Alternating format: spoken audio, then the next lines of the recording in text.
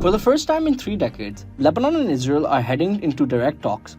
The meeting in Washington could shape the next phase of the war on Lebanon, but expectations of a breakthrough remain extremely low. The talks are scheduled at the US State Department in Washington, with ambassadors from both countries attending. The United States is brokering meetings, with Secretary of State Marco Rubio expected to take part, alongside American diplomats facilitating the negotiations. Washington says the talks are necessary because Israel is fighting Hezbollah, not the Lebanese state, and believes the two neighbors should still be able to talk. The diplomatic push comes after sharp escalation of violence from Israel.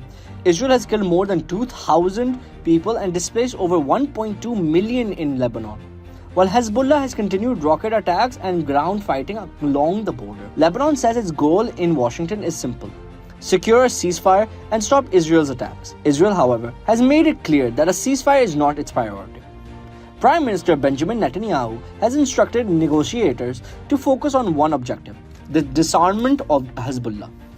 Israeli officials are reportedly proposing a new security arrangement in southern Lebanon, including zones where Israeli forces could maintain a long-term military presence.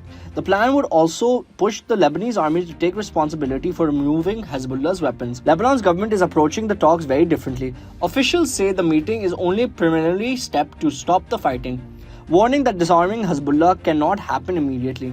Beirut also wants to separate the conflict in Lebanon from the wider regional tensions involving Iran. Hezbollah has already dismissed the negotiations. Its leader says the talks are in an attempt to pressure the group into surrendering its weapons while Israel continues bombing in Lebanon. The group insists its arsenal is a domestic Lebanese issue and says it will not recognize any agreement reached in Washington. With Israel demanding disarmament, Lebanon pushing for a ceasefire, and Hezbollah rejecting negotiations entirely, the gap between the sides remains enormous.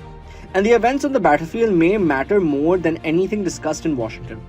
Because right now, the outcome of the fighting in southern Lebanon could ultimately decide how far either side is willing to compromise.